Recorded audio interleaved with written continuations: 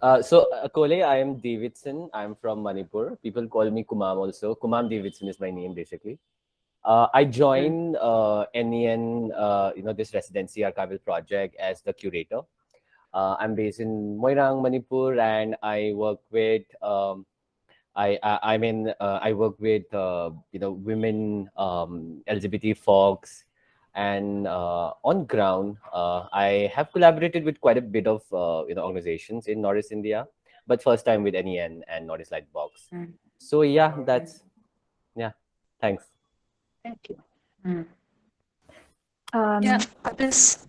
I can go next. Mm. Hi, Akule. I'm Lapatiang's Aim. I'm a theatre practitioner based here in Shillong. I've been in Shillong since 2016.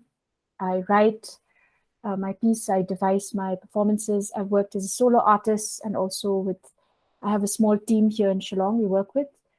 I look a lot into the folk narratives of my community and sort of reinterpreting and adapting them to the contemporary context where we are placed in. Um, so that's my work really. I've been performing around and also teaching theater. Um, yeah, that's what I do. Thank you. Yeah, Thank you. thank you. Hi, Akole. I am Aku. I'm from Manipur and I'm a musician. Mm. Sometimes I do write. That's it. Mm. Thank you. To see you again. Hi. This is Rituparda. Hi, how are you? I'm good. I'm good. Thank you. Yeah, yeah. So yeah, I'm traveling. This is Rituparda. I work Mm. with FST, but apart from that, I work around LGBT space. Also, I work as a storyteller. I run a library initiative called Project Kitabe Kotha Koi. Mm. Yeah, and I'm part of this residential, and I'm excited since I know that work with FST a lot. So, like that also. Yeah, thank you. Mm. Looking forward to your session. Thank you, Ritu. Yeah. Pranami, are you there? Dev, are you going to introduce yourself? Oh, okay. Pranami said the doctor. Okay. Okay, that's fine. Yeah. Any other? Who's there? So Chingrimi is also with us, but Mm. Chingrimi is in Ukhrul. No, I don't know where Ukhrul maybe. I'm not sure. So Chingrimi just said there's power cut and things like that. So Chingrimi Okay. would probably join a bit All later. right. So yeah. Okay. Okay. So, are we done? Yeah, we can begin, Akole. I mean, hi, this is Devadeep. We have been talking for quite some time and Mm-hmm. finally coming face to face.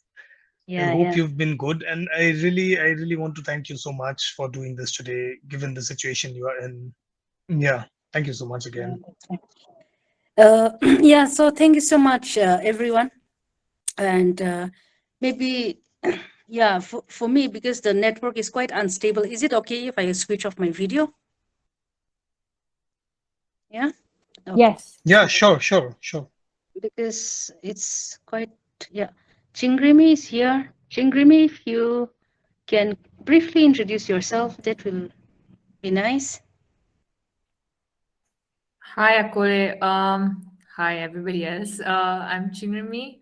I'm an artist based in Ukhrul, Manipur. So yeah, Okay. that's about it. Okay. Yeah. Yeah, so thanks again. It's really lovely to meet all of you virtually. Hope to meet in person soon, face to face. And well, this session, I was also not sure like whether I'll be able to do this evening because of the challenge with power cuts and all. But let's hope that the network supports us for another 40, 50 minutes. So with you have already got the introduction about Northeast Network from my other colleagues also. So I will not really go into that. But just to set the context about our work on the thematic area of natural resource management, I thought maybe it may be just good give you a brief, history of how the work in Nagaland started, because that may really give you, maybe able to give you a context as to why we started with the NRM work. So 1995 was when NEN was born. Between 95 and 97, Monisha was carrying out this research on health in Nagaland. And that's where she happened to come to Chizami village, where NEN is right now. So this between that time, like after that research work, she came back to share her findings with the community people over there, because the findings of her research shows that health status of women is quite bad. And when these findings were shared, the community responded in a way that they want to do something about it, but show us. So it was when the whole discussion around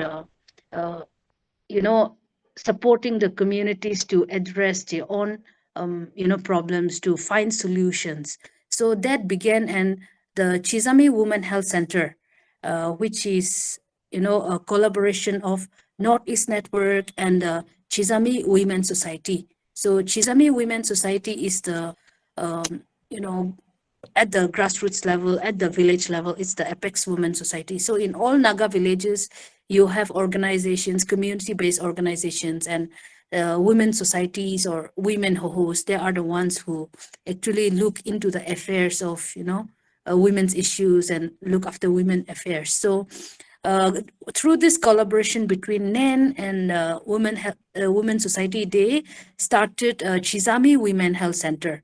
So the whole idea of setting this up is to make sure that the local community over there are trained on certain aspects of like health and how they can address these health issues and health problems at the community level. So besides addressing first aid, like giving first aid and some curative kind of like measures, a lot of focus was put on preventive measures. So the first round of health work started with identifying interested and identifying potential young people from within the village. So about 10 of them, they were identified, and Monisha actually helped in sending them off for an exposure and training to address community health. So it was in this that was the first step where for the first time, like community youth, which includes both men and women, they were all young adults, I would say, not very young also, but they were all engaged in different positions in the community. Some were school teachers, some were working with the church, some were farmers. So 10 of them were sent to Almora for training. So after their return, the Chizami Women Health Center started in full swing.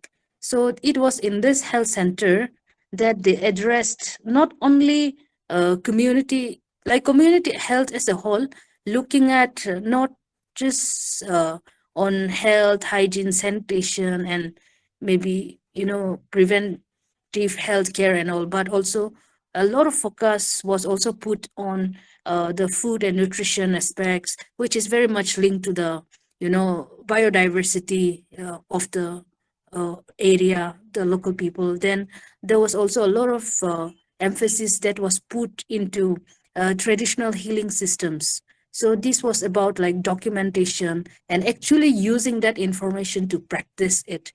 So the traditional healing systems was also a huge aspect, one big aspect in the whole health program of the Chizami Women Health Center. So this was led by Monisha, was the key person who brought in this idea, and then she facilitated the process. But it was from within the community, which was led by my colleague like Akole Tsuhah. She is not here, Maybe you all must have heard about her.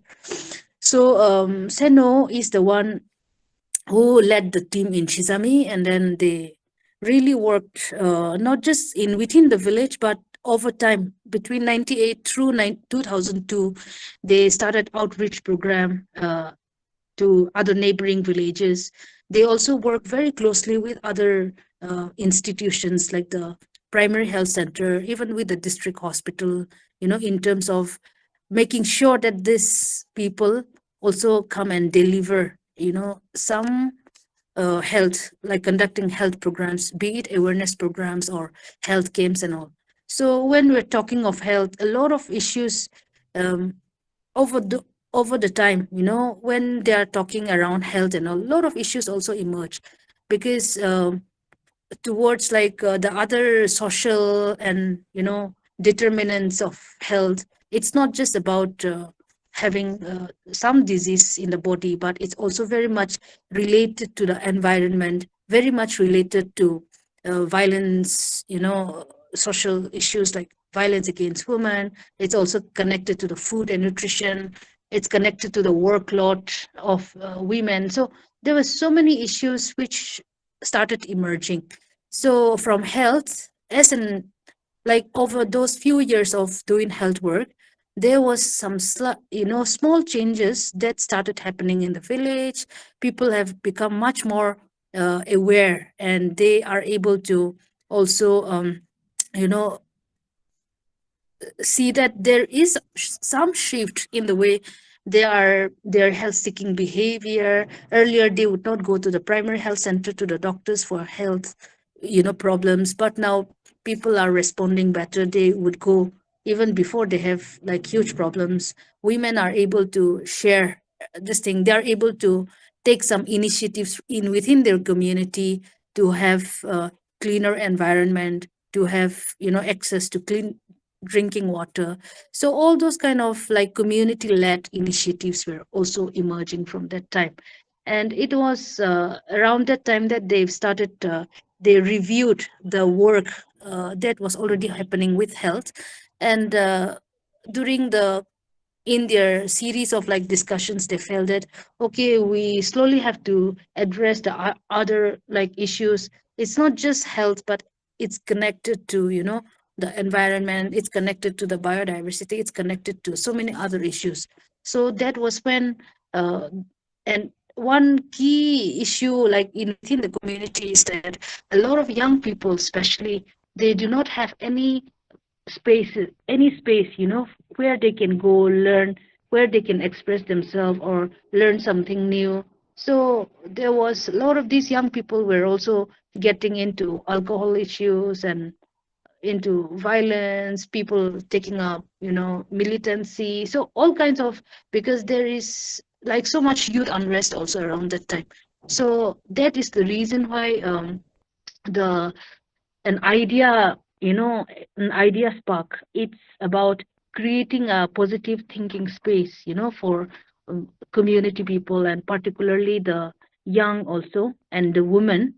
How a space, we can create a space for them to come and learn, and to also exchange ideas, to also share their skills and ideas. So that sort of an idea emerged, and then the they came together like to set up this community center, which is called the NEN Resource Center today. So this was in 2005 that NEN Resource Center started. So this center was also built with the goodwill of the community. Many people came forward to support. A lot of like the community people themselves came and gave free labor. People so that well wishers from different.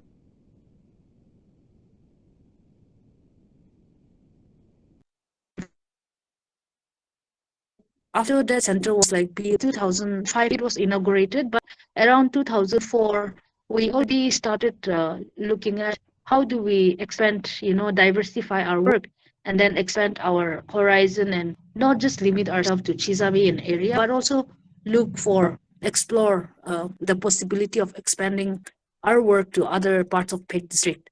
So 2004 and 7 was when we ventured out, like from health work. Health was still there, program was still there, but we ventured into other activities, and one huge component was on natural resource management.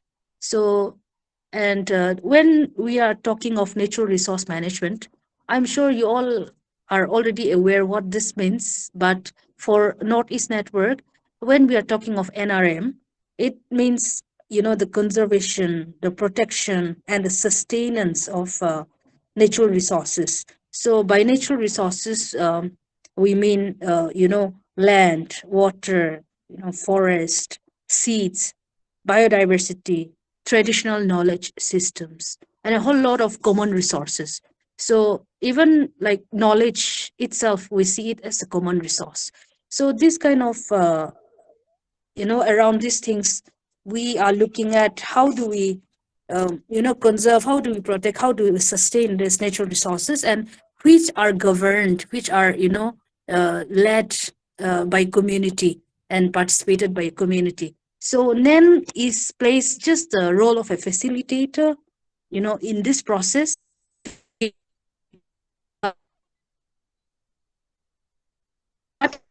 Make decisions, who should have autonomy over making choices, over conserving or managing their own natural resources. So that is where we came in, and a whole lot of work starting from 2004 onwards. Like, we put in a lot of emphasis on engaging with the community youth, especially to creating awareness about the importance of our natural resources, about biodiversity, and why it's important to protect this. Because when we look at the Northeast context, we all know that it is a very rich, resource-rich region, and the kind of biodiversity that we have in the region is, quite immense. But then, at the same time, we are also facing a lot of threats in terms of, because of development activities, extractive form of development, which is really leading to the depletion of the biodiversity. The environment is being destroyed to a large extent. We also know how the relationship of people, like in the Northeast, indigenous people themselves, with the relationship with their environment, with the biodiversity. These things are also changing. We cannot really romanticize and say that, oh, the indigenous people are the custodians and they are the preservers. Yes, they are, but this relationship is very much like changing at a very rapid pace. And then especially the young people, they are no longer, there's so much we can see is the alienation of these young people from their natural resources. People are no longer connected, and there's a wave of young people aspiring to do something else and to actually move away from their own land and their own seas and forests and things like that. So that was a huge concern that we have seen.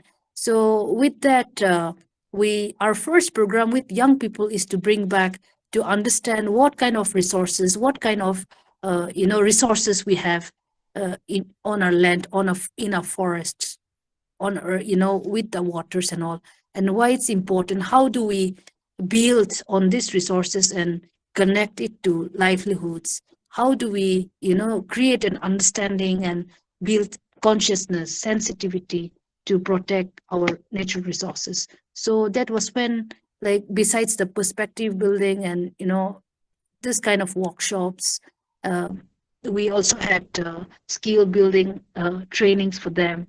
We took a lot of young people, youth leaders and all, from within Peck District for an exposure to other areas where biodiversity is completely destroyed, and there's so much of water crises and so many other things happening, and how people are making an effort to revive water systems and rejuvenate what they've lost.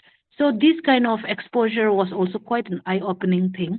And through these different exposure programs in different to different NGOs, to Maharashtra, to Navdanya in this thing, where Vandana Shiva is leading that Navdanya place in Uttarakhand, and in different places, like where we were able to really see for ourselves what community seed banks are, what seed conservation means, what biodiversity conservation means. So a lot of exposure even within region, but also outside.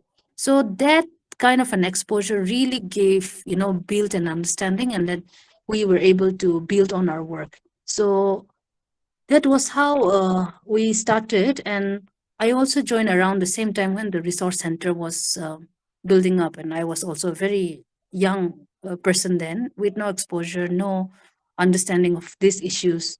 We took things for granted. But that was where we built our work.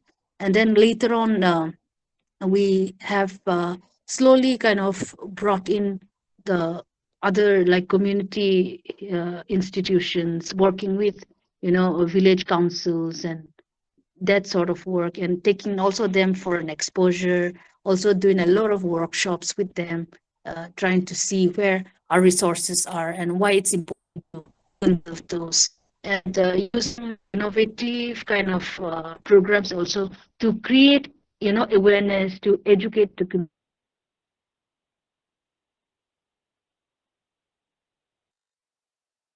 Of course, using this participatory video, we call it, because films, like small documentary like films, are made with the issues that are picked by community people. These films are made with the community people. So using those kind of like visuals, films, participatory videos, we were able to create a lot of consciousness, awareness, and besides that, it has also led to some kind of inspiring them to bring about changes, like influencing them to revive certain things which they have lost, for example, millets. So that is one way of using participatory videos. Then we have these biodiversity festivals, which we organize on an annual basis. So this one we also started in 2010. So 2010, we started this also because we were this thing, trying to understand, we as NEN also, we ourselves trying to understand what are the changes happening within our communities, and how are communities responding to these changes. So in 2009, we did one study which is on climate change, how climate change is impacting communities and how communities are responding to this and how prepared they are. So when we did this study, very interestingly, looking at the local food systems, we asked the community elders, like, we are facing a lot of experiencing climate crisis today. And if we are going to, go into the future, what kind of food should we be growing, So that's when some community elders, they just disappeared from our discussion, and they came back after some time, and they brought some traditional seed varieties, which is, some paddy varieties that were no longer grown, and some millet varieties. So they brought and said that these are the food of the future, especially in the context of climate change and a lot of crisis going on. Because these seeds, our traditional seeds, will never fail us, even though they don't like yield, like high yielding varieties and whatever new seeds people are using today. It may not give us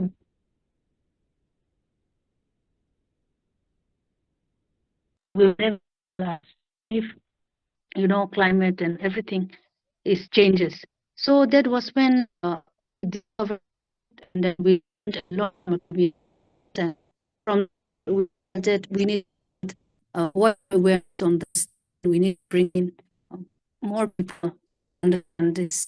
So that was when, like 2010, by we started a very small like biodiversity festival, bringing in communities like 6 villages who this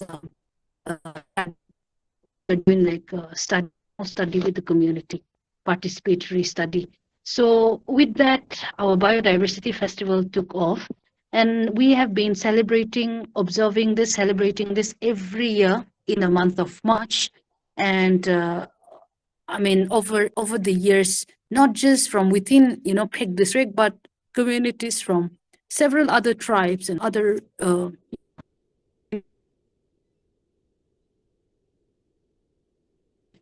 we even had people from the Chittagong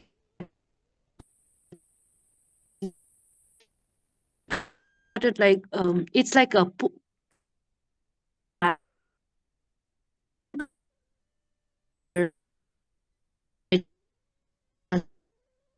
of whole, but more specifically on seeds and indigenous farming systems, and looking at how biodiversity not just ensures like food and nutrition security, but also livelihood security for the people.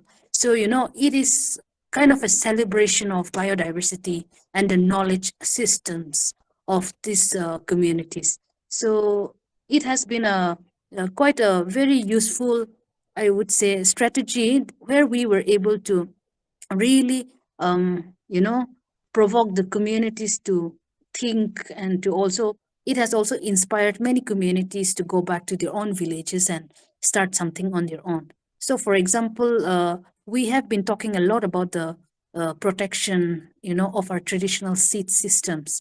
So this is where when they come to this event, like we have, NEN used to organize seed exchange and seed exhibitions, and there was a lot of exchange that happens like during this festival, and exchanging not just seeds but also the knowledge associated with the seeds.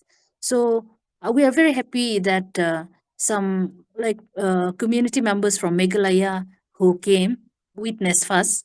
They came and then they got the millet seeds and some of our kong. They later on reported that we're so happy through the millet seeds we were able to revive, again in some Khasi villages, and she was able to share with 5 other villages. So we also get this kind of feedback, this kind of responses, stories from people who have visited our festival. And we also have communities like in easternmost Nagaland, in Noklak district, who came so for themselves and decided it's so important that we should start a community seed bank. So on their own, they went back and they started documenting and collecting all the seed varieties. And through that process, they were able to revive some of the seed varieties that were lost. So through the seed exchange, they were able to get them back. So through this kind of like a biodiversity festival is, one of the kind of a strategy that we have used in terms of not just creating awareness and educating the community people, but also use that as a thing for, advocacy also. Because in this celebration, a lot of these government people and policymakers are also invited to come and have an interface with the community people. So they themselves also start understanding that important that we need to relook at our own, food systems, relook at our own biodiversity and like systems, and how do we put that in. So this one strategy that we have been using over time, and that's one. Then besides that, to engage the young people today who are so much disengaged, so much alienated from their own food systems and all. So we run this NEN Farm School. So it's been quite about 6 years that we have done the NEN Farm School, where we bring in especially urban-based students, people who have not really, farm in their life, and they are brought to this Chizami village, and then we run a week-long kind of a program where they understand, like they are made to, learn about our own, where their food is coming from. And through an experiential learning kind of an exercise, they also go and work in the fields, transplanting paddy. They have interactions with community knowledge holders, farmers, to understand the seed systems, through storytelling, through music, a lot of different things we also integrate in this farm school, going for biodiversity walks and documenting the, what is edible, what's not, what's medicinal, what's not. So a lot of this kind of activities are also carried out, and I would say that it has also really got a good response, especially from amongst young people. Then engaging with educational institutions where we invite them, for some kind of like celebration and do some discussions around our biodiversity, around our environment, on food systems, where students have to enact plays, or where students are engaged to come with putting up geography and other kind of like projects uh, to demonstrate, our knowledge system. So through different like activities, we are also engaging young people. So that's so biodiversity walks and all these things are ongoing process, ongoing activities. And we are also happy that some of the community youth, they were able to document their own biodiversity, and they were able to come up with some published works also, which NEN has supported. And also at one point of time, we ran a program through, it's called like eco clubs.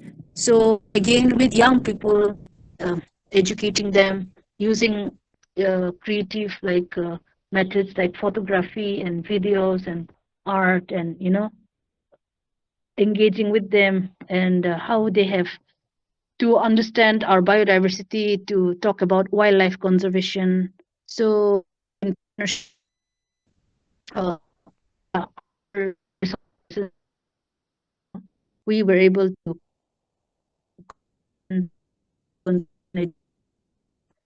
that like bird, butterflies, food, food. So certain kind has also happened as an outcome of this conservation education program. And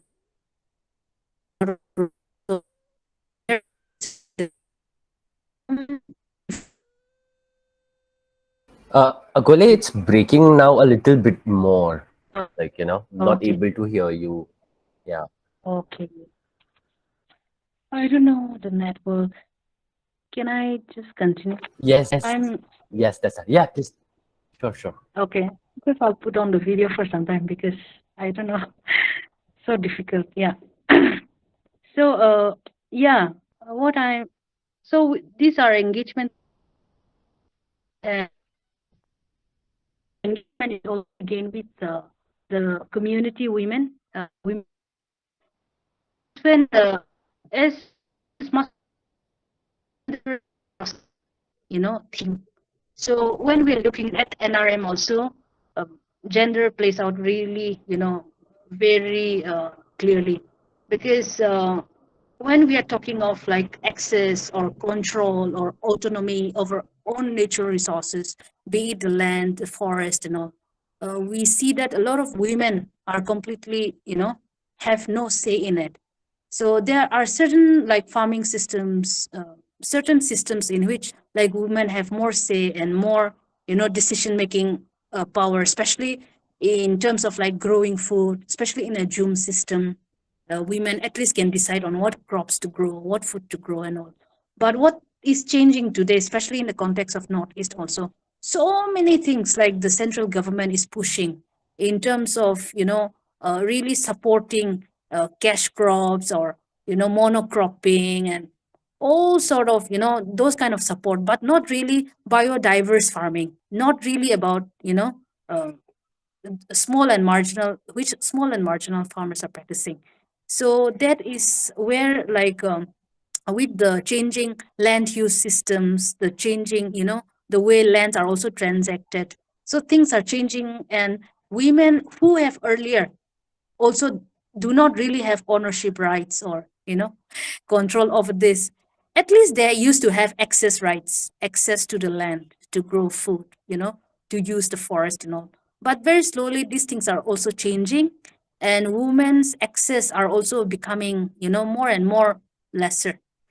So this is where we coming, and then we have been collectivizing the women farmers, the producers also, so that they can collectively raise their issues, so that they can collectively have more, bargaining and negotiating power in terms of when they are negotiating or bargaining for such kind of resources, like from within their community leaders, from their local councils, or even with the kind of like in urban settings. A lot of our rural women also, farmers also, come to Kohima, Dimapur, to sell their produce.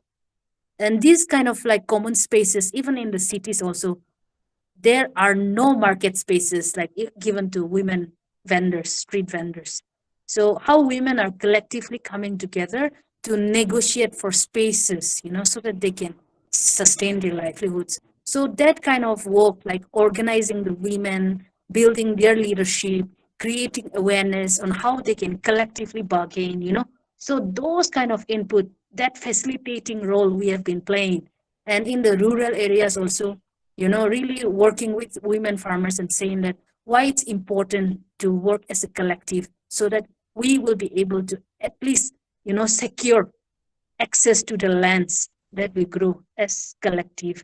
So women farmers are, groups are collectively getting land from their community councils and growing so many other groups. So that kind of like collectivization, collective, something like that, that's a process we are facilitating. So, and in a way, when we are talking of like helping community people, and especially the women, have autonomy over our own seed systems, traditional seeds, supporting them to start seed banks and all. It's also about, asserting their, rights over their own, food that has cultural, meanings to that. It's also like a political, kind of a move, no? When we are saying that we want to have control, autonomy over our own food. We wanted to eat, we will grow. We wanted to, it's our cultural food, that's our right, So in a way, that is how we are working using the rights-based thing. But we may not really be using rights like that, but it's a resistance that we are building against all these big corporations, seed companies, and through all these small interventions, we are doing that. And we also very much believe education, creating awareness, that's one. Capacity building, capacity sharing, amongst the peers, like farmer to farmer, women farmers amongst them, but also the intergenerational learning that we are bringing in, like facilitating through this NEN farm schools, like a lot of young people from urban areas or, coming to learn. Then it is the community elders, the knowledge holders that are transferring or sharing their skills and experience and knowledge. So it's also bridging the intergenerational knowledge gap. That's one. The other thing is strategy is like the collectivizing and the, of women farmers to take that immunity. That's one way of doing it. And of course, there's a lot of our work, what we have achieved so far in terms of what we have been doing. It's also has evolved over time, and we must say that through the networking, through the collaborations and partnerships with many other NGOs and groups and networks, platforms. So those things have also helped us like widened our perspective and widened our, given us new insights for us to build on our existing work. So that has really been a good, I would say, support and have been a very useful strategy, I must say. And of course, a lot of it is, while it's important to build on the grassroots, the foundation, the grassroots, the base, it's very important to build, but at the same time, very for us to also do advocacy work, like connecting with the government and connecting with the, duty bearers, the policymakers and all. So in some way or the other, like we are facilitating through different programs, but yeah, facilitating that kind of an with the activity process.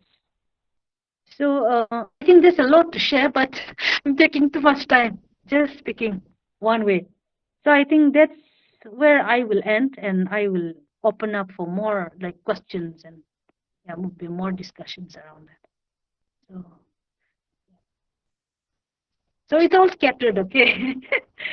So we have used, like Nagaland have used natural resource management, and livelihood as our entry point.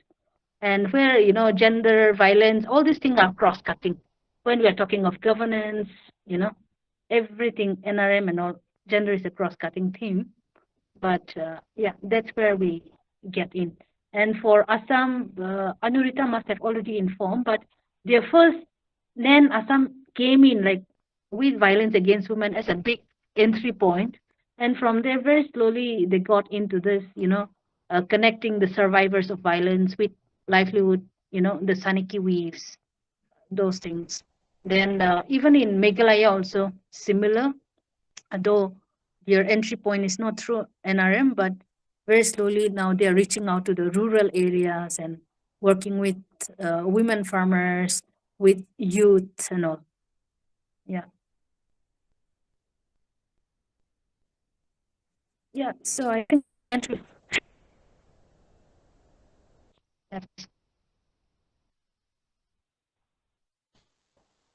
Devdip, you there? Yes, Does yes. anybody have a quick response? Yes, great. Yeah. So, any quick response to Akole's presentation or sharing? Akole, thank you so much. I had a question for you that came up just while listening to you. How important do you think is sort of saving the indigenous knowledge system in terms of, for example, seeds? Like, how can seeds be used as material or narrative material to actually save, or not save, but rather, let's say, archive indigenous knowledge systems, food practices, and what do they tell us about the cultural implications that these seeds have upon community-based cultures?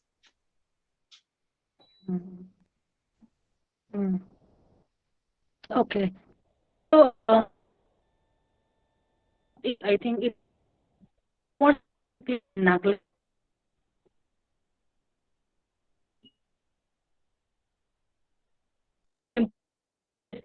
It's like the food. This being, seed keeping practice is common at the individual levels. Like every woman of the household would be doing that in the past. There was a lot of seed sharing also that's happening from neighbors.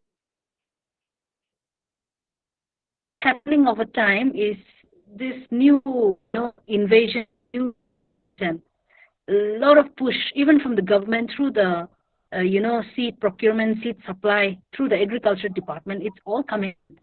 Besides that, of through the market, it's coming in a huge way, and people to getting into not wanting to really save seeds anymore because seeds are available elsewhere. So they are now picking up seeds and a lot of vegetables or other seeds that are coming through the companies and growing mostly that, and no longer growing like millets, for example, which was a very important crop. Then what's happening is very slowly the kind of food habits that people are eating now, it's changed over time. A lot of young people are no longer interested in millets. They don't even know how millet taste also. They want to why. So in controlling our local people, the eating. So areas. Talking of seeds, millets, it's not a crop. Just it's because nutritious one. It can be, grown on very poor soils also.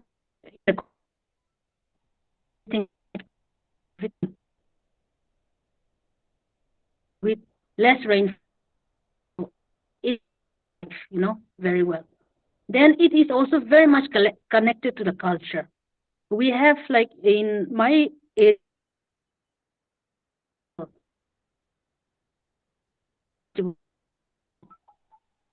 so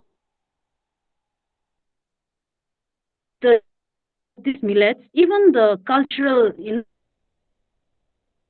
people doesn't really, they forgot what that festival was about. When this millets was revived again, then slowly people realized that, oh my God, we used to have a 5-day festival. We need to bring it back. So it's also very much connected to, our cultural identity. That's one. Then it has a very special, our seeds also have this thing of, it has very strong cultural, significance. The spiritual significance is another one. We always used to, a lot of the things like initiating of performance of various rituals and all, or initiating the sowing of seeds, starting of a new season, everything is, to do with seeds also, and offerings, even till today also, with now the church have taken over, but the first harvest, whatever we grow, we offer it, to the church as the first offerings. Earlier also, the first and the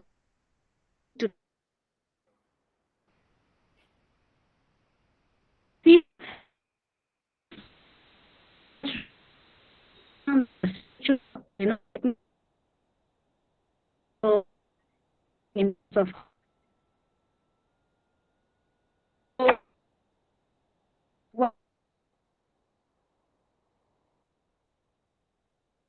what be and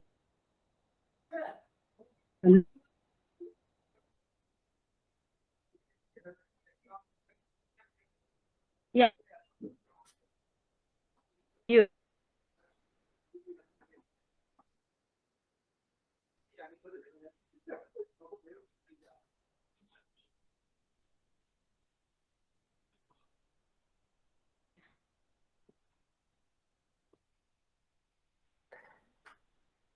Yeah, not able to hear.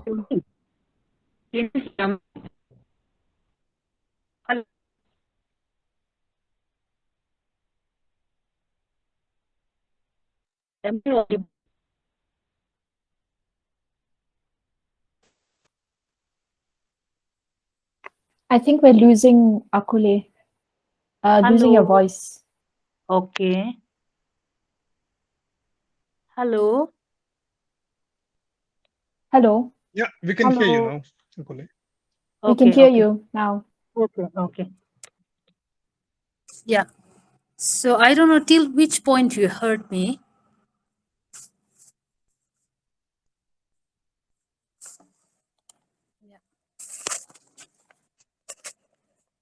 I don't know if I was able to respond to your question. I think for me, I lost the part where you spoke about, the first offerings of seeds of the first season. You sort of give it to Okay. the church, and how they're so much a part of the cultural and spiritual significance, actually, Okay. of the Yeah. community. And Yes. So that's there. And also I was talking about when it comes to like seed knowledge and all, if we lose, no, we lose the seeds, we are going to lose a whole lot of like knowledge associated with it. The recipes, food recipes is one, a lot of nutritional and whatever knowledge associated with the seeds. So if we conserve it, if we save this, we are also going to conserve the knowledge systems. That's one.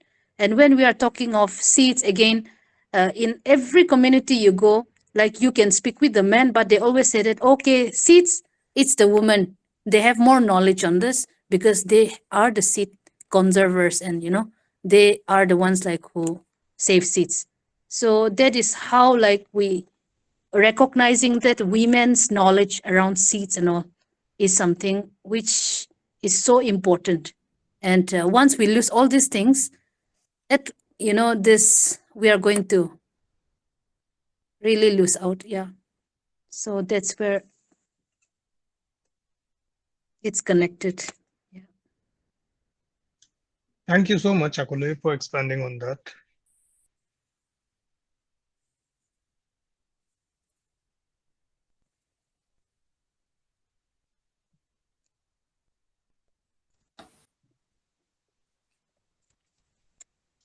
Do So we have yeah, someone else? I'm not sure if the network would allow Akole to kind of answer multiple questions, but also this is not just for Akole. I think the question is to me, to each one of us.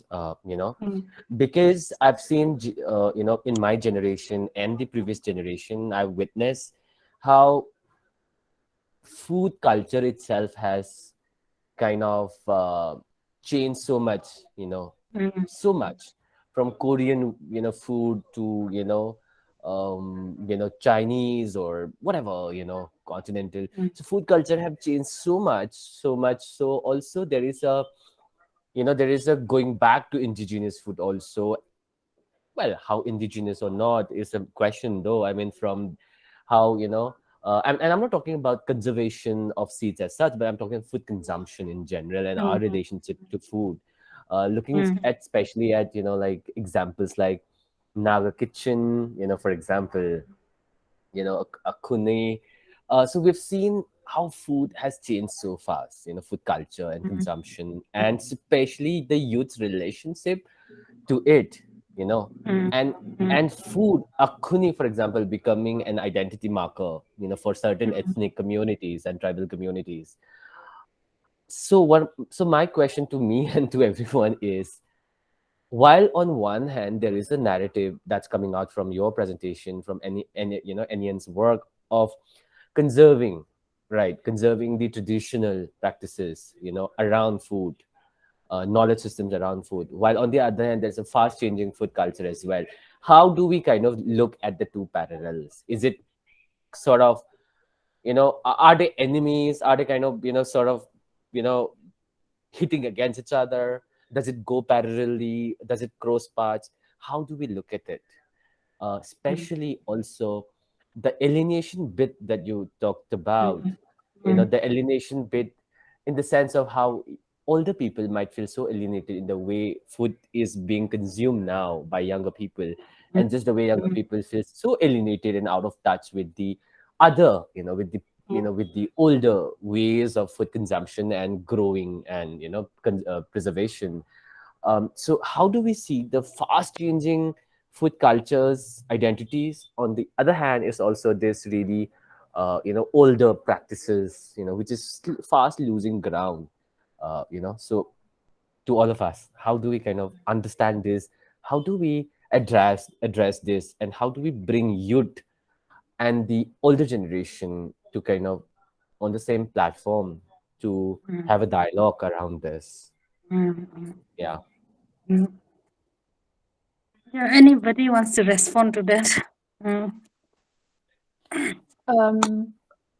I think we should take like radical steps of growing growing our food. I mean, like, I love, what Akole you had. Yeah, and thank you really for the presentation. I've written like how many pages of, I think I've written down everything that you've said, because it has been so fascinating and like so interesting. Everything that you've described about natural resource management, going to seeds, talking about sort of the intergenerational knowledge that is shared. I really think we need to move to radical steps of, all of us, we don't grow food anymore. We don't know what it takes to sort of grow our own food and interact.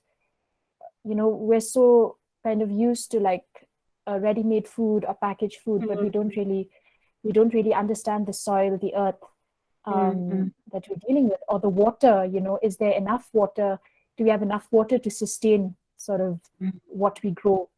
For me, I think, yeah. I mean, I feel that even growing food is radical because we're so disconnected. especially in the cities. Yeah. That's one response, maybe. I don't know. Anyone? I think I also agree with Laptiang, how she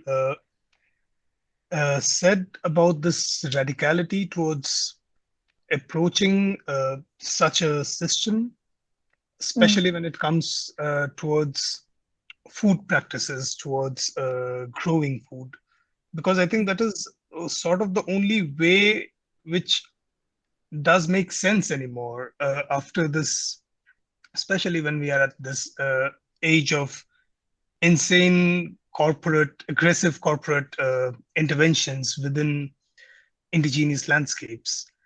To wait long enough would mean profit-driven practices overlapping or sort of just being written over indigenous practices at a very alarming rate. Yeah. And yeah, so to save it, to save such knowledges, I think, primarily decentralized forms of education, something which is not bound only to academics or only to institutional knowledge sharing systems, can be a modus through which not even saving, I would say, but maybe just conserving such knowledge could help.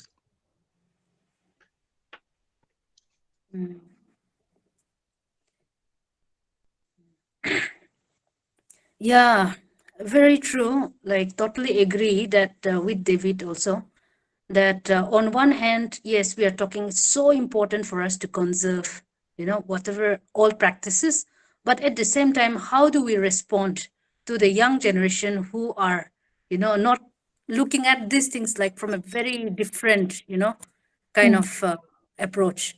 So somewhere definitely we need to bridge that gap. And how do we do that is, we cannot expect the younger people to go back to the old practices, like how it used to be consumed, how it used to be done. We really need to bring in some kind of like innovations, like creativity into how making the whole parenting itself. Expecting the younger generation to eat less as it is, it's not going to attract them at all.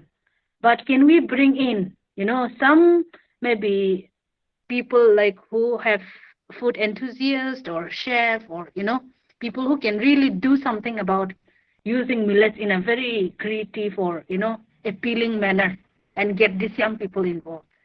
So one thing like what we also we it's like some kind of food festival, invite young people to come, then come up with the most innovative dish, but using only local, ingredients. So how do you do that? So that way, like, it has also attracted quite a lot of young people who started using, millets to bake biscuits or cakes, and some people coming up with some really dessert, and that way it has also attracted them to some extent. And also, whenever we have events, programs in Chizami, we make sure, consciously making sure that in our menu at the guest house, you have this kind of in local, indigenous food items that's there, but not prepared in a traditional format, but in a slightly different format. And we have got good response, like from young people also. So it has to, really doing that kind of thing. Sorry. Yeah, the aerobical as you say, like growing our own food, that's so important. And the other thing is also how one of our objective in organizing this NEN Farm School is also to make, we cannot expect all the students to become farmers or to grow their own foods, but at least if they become very conscious consumers, knowing where their food is coming from, understanding, treating their food with respect, respecting the food growers, that's also something which is so important. And side by side, like our work with all these women street vendors and all in Nagaland is also to do very much. If we don't protect this section of, women vendors, they are the only ones who are actually selling local produce, forest food, a lot of these things. If their livelihoods are not protected, it's going to impact whole, thousand of livelihoods back in the villages who are foraging, who are growing, local food. So, I mean, it's a very vast kind of a thing, but to understand that everything is interconnected and the consumers, the growers, if you don't have consumers, then it will again impact the growers. So we really need to see how we can also address this and engage even the consumers and not just the growers and students.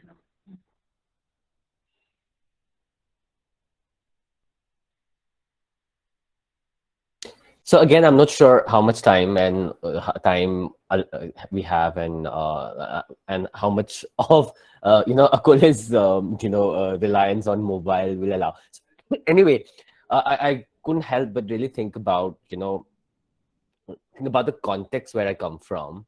So a lot of people stop growing food simply for the fact that it does not sustain their lives anymore. They cannot pay they cannot pay bills and this and that from the money they make from food. So people switch to genetically modified seeds or high yielding varieties, which is in fact obviously a massive shift from traditional practices again. So a lot of people that I know in my locality and across stopped growing food and moved on to other ways of livelihood, practices of livelihood, simply for the fact that it became unsustainable. And I think I observed, I mean, as we understand, I mean, post 90s, post liberalization, there has been tremendous shift in livelihood, avenues and practices, right? And I think growing food or agriculture as such was one of them. So again, in NEN's work in Nagaland particularly, I'm just curious how NEN has also kind of addressed growing food, traditional practices vis-a-vis poverty, failed government schemes, also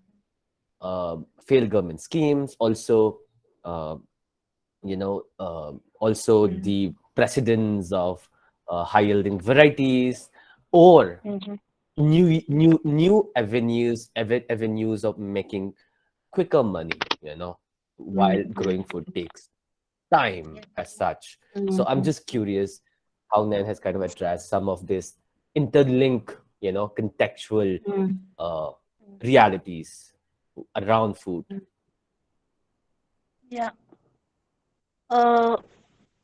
Yeah, you have rightly pointed out there's a huge issue even in my community, in the village itself. Many farmers themselves, they decided, oh, it's such a loss growing food, doing agriculture. So I would rather get into wage work, hajira, go for hajira, wage work, do some bit of work here and there, and then I will, buy food. That's easier for me. So a lot of people have also made that kind of, choose to move away from farming and get into other kind of jobs. It's very difficult, for us to really, expect or stop this shift. But at the same time, and also recognizing that it is important to have, diversified or other forms of livelihoods, and not just, can't expect everyone just to keep on growing food, which may, assure you, your food security, but not really other needs. And that is where we brought in this thing of Chizami weaves. Is the weaving program is one of them, where we have engaged about 900 weavers today. Started with 7 weavers in 2008. So this was also an kind of an option, giving them another livelihood option for the rural households. So women who would be growing food and all, we still emphasize that it's important to still grow our own food, even if we don't produce surplus and all. But our growing dependency on the market has to be really, be checked, and then how we can see that we grow food at our own local level. and that we also see that we cannot really say self-reliance like for every household, but we can say more of like pushing or encouraging for community, community self-reliance. So one family may be growing something, but another family need not be growing something. So there's a lot of like within like the local economy itself, how do you ensure that there is exchange of, more of like exchange of food and exchange of this kind of yeah. So that is where like livelihoods options, alternate livelihood options like the weaving program is one. Women are growing some food, but at the same time they are also earning some additional income that supports, their children's education or other health needs and all. That's one way of doing that. We are also, organizing these farmer markets, and then we do the promotion and we do the mobilizing of consumers, consumer education and all. And farmers come, they sell, they produce, so the local market, that farmers market has also really in a way supported and encouraged the farmers who are growing in small scale, but small produce also they can come and sell.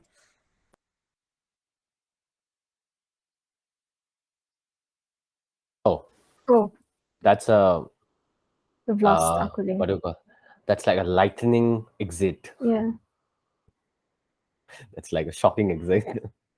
Yeah, she ended her sentence and then Just bang. like boom. Left And left at with the a same bang. time, Devdi is showing a screenshot wherein like I'm not able to nobody's admitting me, and at least on my screen nothing like that is showing up. So streams session tonight.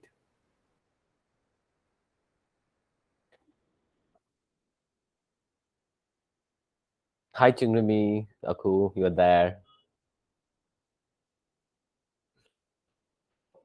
Who's supposed to let people in?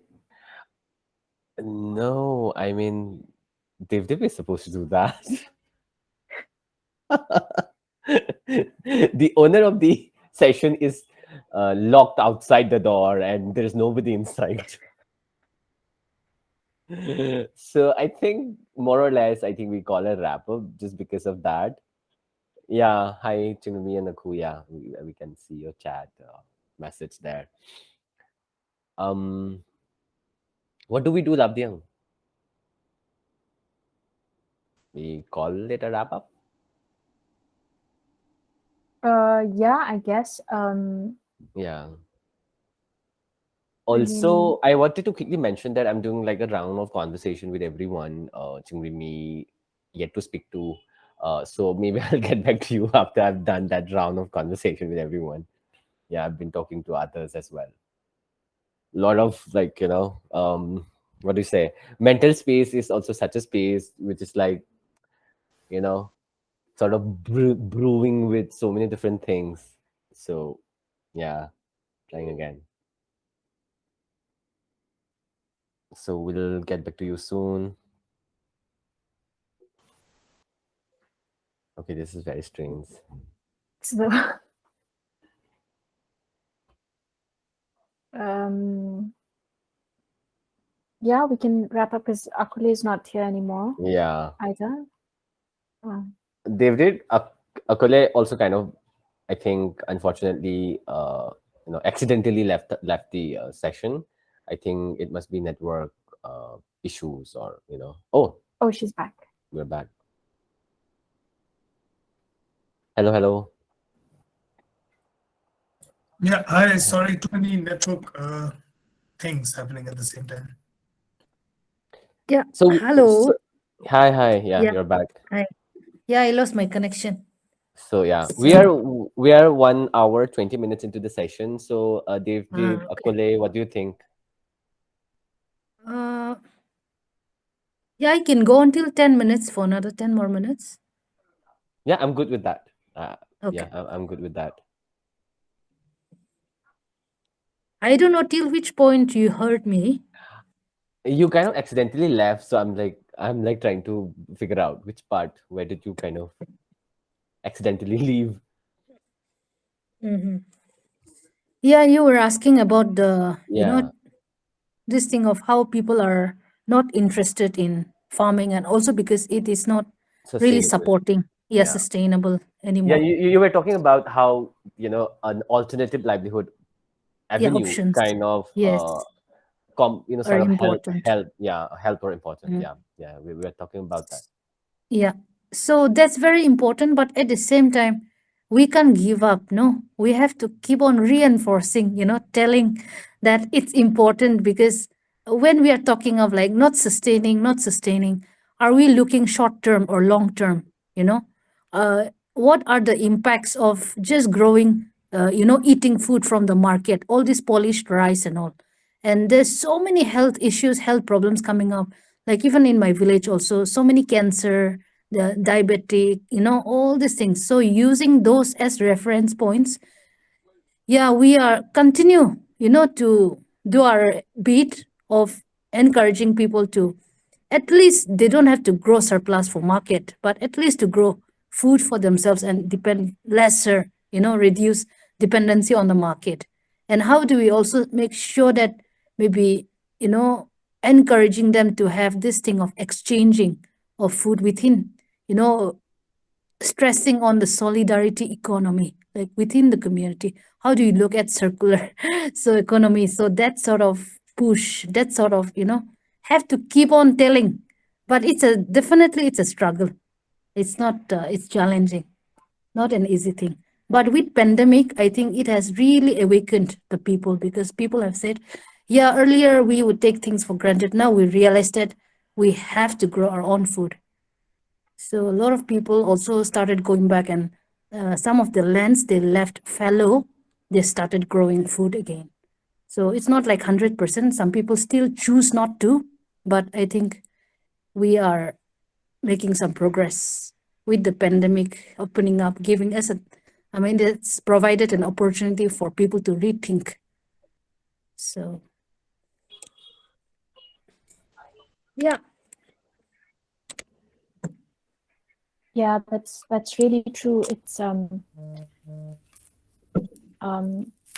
just been really so interesting listening to you, because I remember I had a conversation. I think the documentary Food Guardian really like touched a chord. All the different indigenous varieties of seeds that the women are sort of preserving. And I know, like, for us also, like, just a personal story. My father is a farmer, and we have been growing like a particular variety of red rice that we've been selling in the market. But over the years, we've seen like the red rice becoming less red and having to mix with other varieties. And also people slowly, people saying, oh, we can't digest the red rice, or we can't eat the red rice because it's too heavy on the stomach, so we would prefer the polished rice, the white variety. And it really is, it, like you said, it really, we really need to educate people on the nutritional values of these indigenous varieties that we have.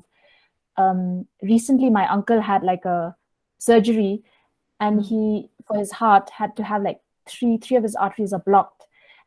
And then he realizes, now we were talking the other day just at the dinner table about millets. He's switching to millets, and at an old age of like 70, it's like what, 73, 74 now, he's talking about millets. He's asking like, okay, what is the name of this particular variety? Do we have an indigenous variety? And what you're saying is very true. It's not a short-term sort of, we have to stop thinking short-term, something that's convenient for us short-term, but we really have to start thinking long-term, because it does affect like so many factors if our basic food is not consumed right, in the right way, or the basic sort of nutrition. Akole, I had another question for you. It can be a short one. Yeah, tell me. How do you think, or what do you think about the corporate claiming of the word organic, or how dangerous do you think is centralization of the of this aspect of organic food and how it is becoming a brand and a cool thing to be to have rather than having an educational value associated with it.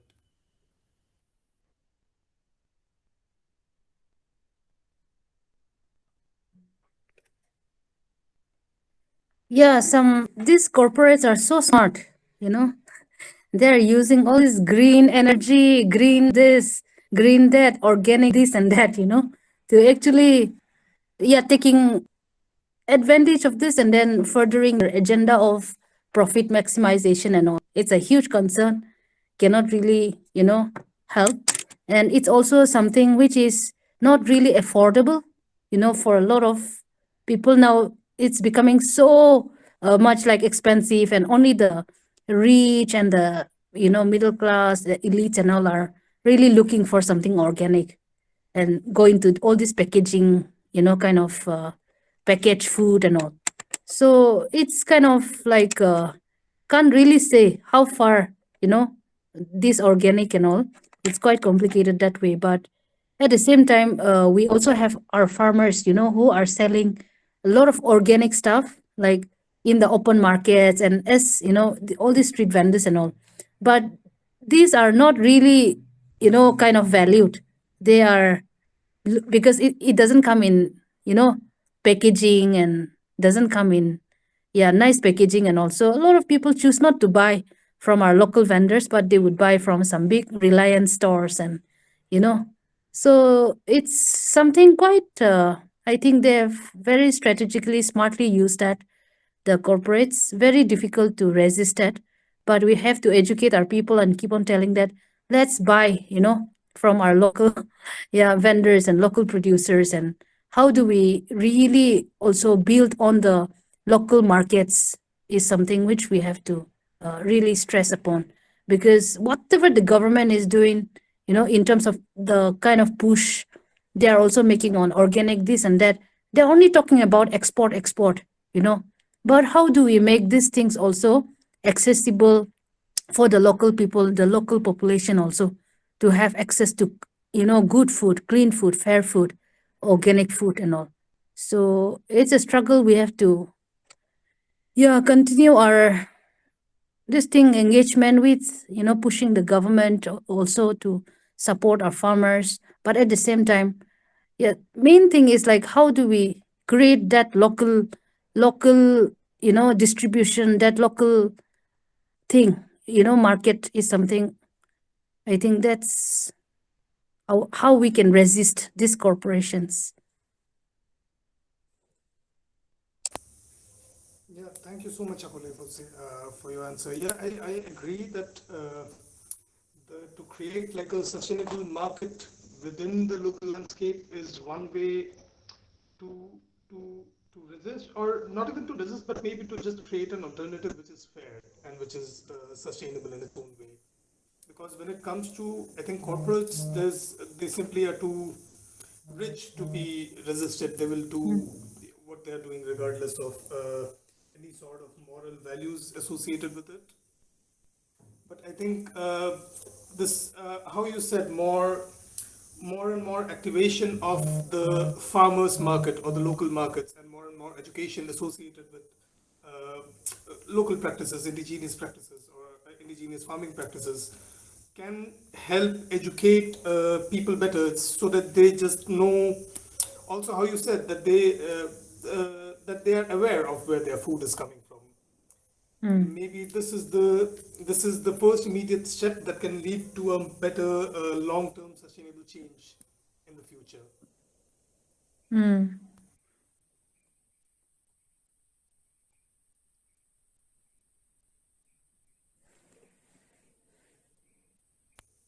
Okay, I think that's a good note to sort of conclude the session in. Akole, thank you so much again for your time today, and I know how difficult it has been for you through the whole day since yesterday, and even then you could take these 1.5 hours out for us. So really, thank you so much for that, and I hope that that you had Yeah, that you had some interest in discussing and coming and having a conversation with the group. And hopefully during the residency period or during the project, when the project is being executed in Guwahati, we can come back to you with some questions if we have, or with whatever comments or feedback we need for the project. Thank you so much, Devdeep, and all the art residents. It's really wonderful having this conversation with you. There's so much like we still need to, discuss and all, but with a shortage of time, this is where we will end. But I welcome like questions or queries later on if there is anything like over email or one-on-one also if you want to have some conversations. I'm open to that, and please feel free to get back. And I'm also very happy. I also learned quite a lot in the process of my conversation with you. Thank you. Thank you so much, Akole. Thank you, Akole. Thank you so Yeah. much for the session. Thank you. Yeah.